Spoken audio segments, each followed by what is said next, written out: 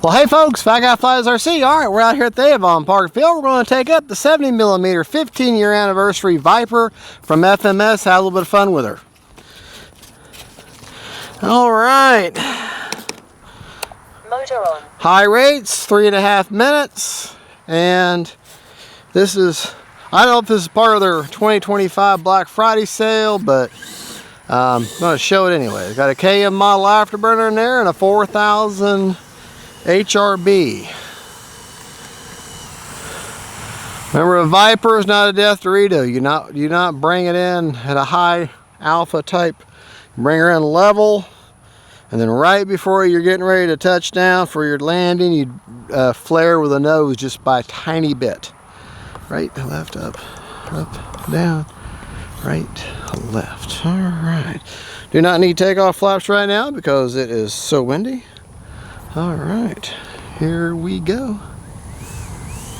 Got a 7-channel Lima RX Gen 2 stabilized receiver. Gear up. Taking it up, flip it.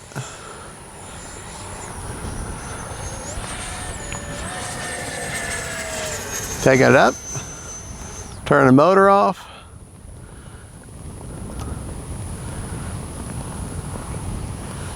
Back at a power just a little bit.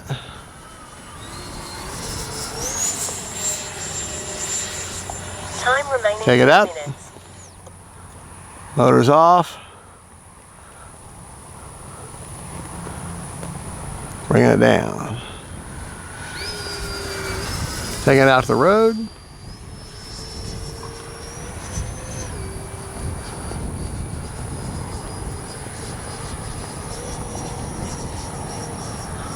Little inverted flying there, just a little bit.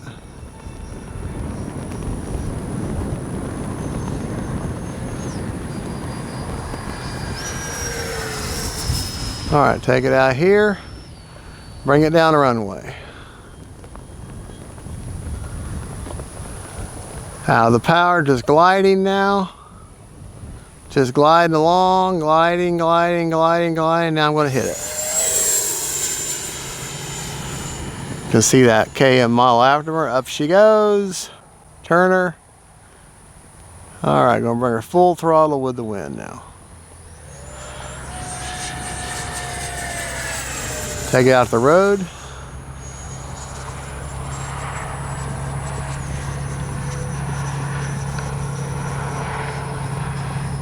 Take it up. Turn. All right, I'm gonna bring it right at us. Turn away. Out to the road. Time remaining 2 minutes. It is windy too. Gear down. All right, gear's coming down.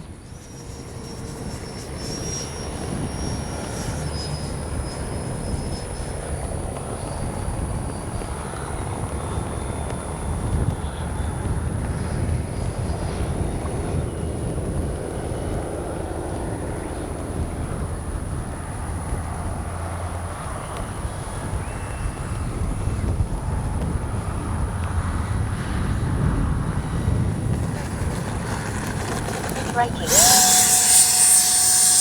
Oh yeah, forgot to mention, she's got thrust reverse. Now if you notice, when I brought her in pretty level and didn't flare at all until right before I was getting ready to touch down. Just let them mains kiss the ground a half a second before your nose does. And that will negate that bounce, that horrible Viper bounce, and hopefully keep you from tipping the wing. But you do have to bring a Viper in with some speed. There is, no matter what the Viper is or who makes it, if it's in this configuration, which this is what a Viper looks like, you're gonna have to bring her in with a little bit of speed. Let's go ahead and do another landing real quick to demonstrate what I'm talking about. Now it's no flap landing also.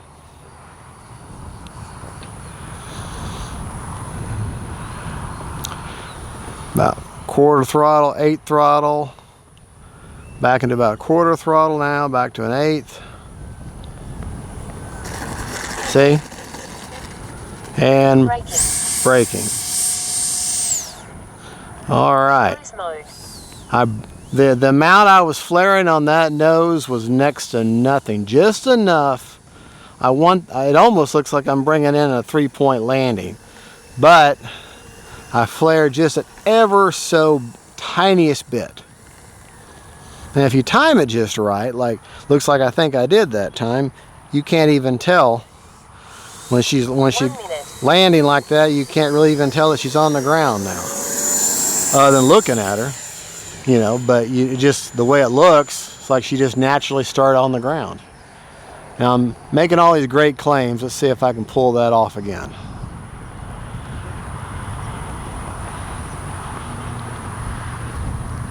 But all Vipers pretty much land the same way.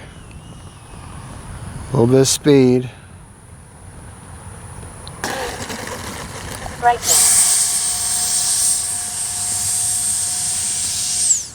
Cruise mode. All right.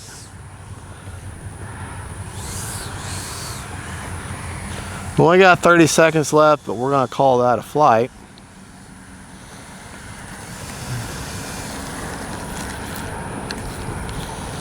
I mean, like, Braking. 30 seconds.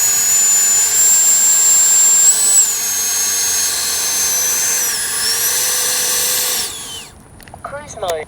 Motor off. all right, 22 seconds left on a 3.5 minute timer. So basically 3 minutes and 10 seconds, basically. 3 minutes and 8 seconds.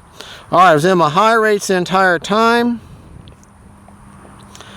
All right, high rates, ailerons are 95 with 30% expo. Elevator, 95 with 30% expo. And rudder, 100 with 30% expo. All right, my flap systems, but I didn't use my flaps, but I still want to share them with you. Flaps up are a negative 100%. Takeoff, negative 50, no mix. And then on landing, there is a mix, and it's flaps. positive 10% and a 10% down elevator mix.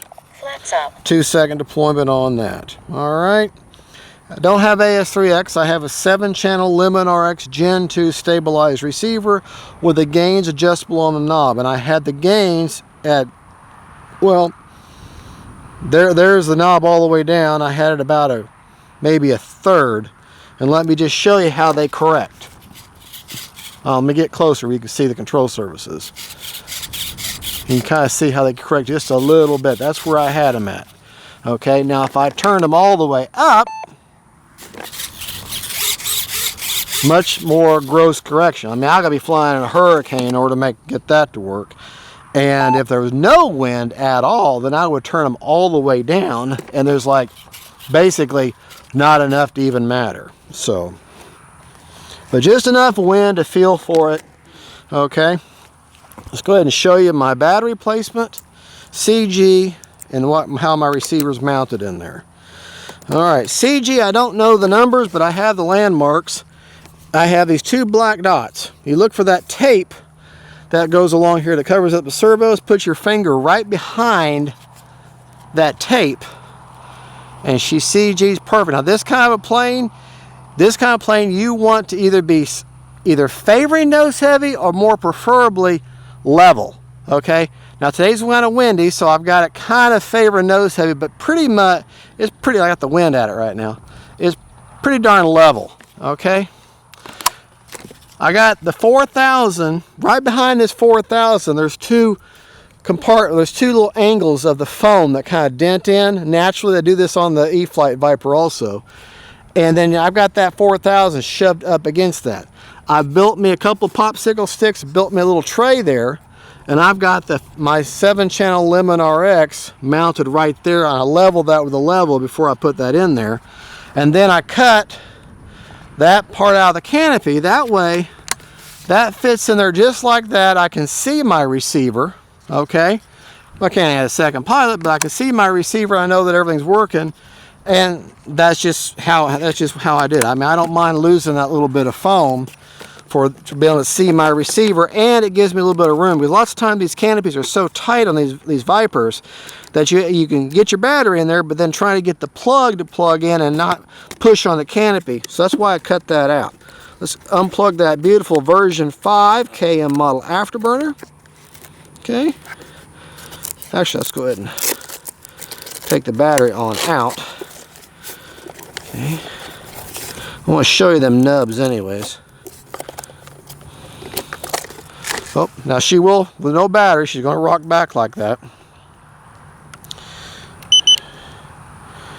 47% left. So really, I could have set the timer for 4 minutes easy and flown the way you want. And that is a 4000 HRB with a 60C discharge. These are pretty good batteries. They're an economical battery. Get them on Amazon. It's the only place I've seen them.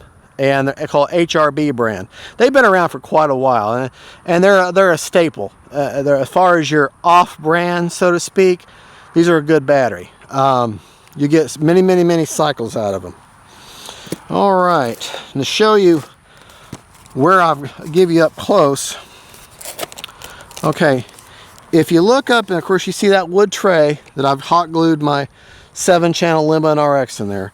If you kind of look up in there, concentrate on my fingers and look up there at that foam, how that foam kind of curves in a little bit towards the inside. And I got my finger around the end of it there, straight ahead. Where that curves in, that's where your 4000 is going to stop, and that should tuck it under, just under there. And that gives you perfect CG. All right, now FMS did not send this to me. Actually, Hobby Zone had sent this to me back when I originally was sponsored by them. And I have flown this many times. It's a great flying plane.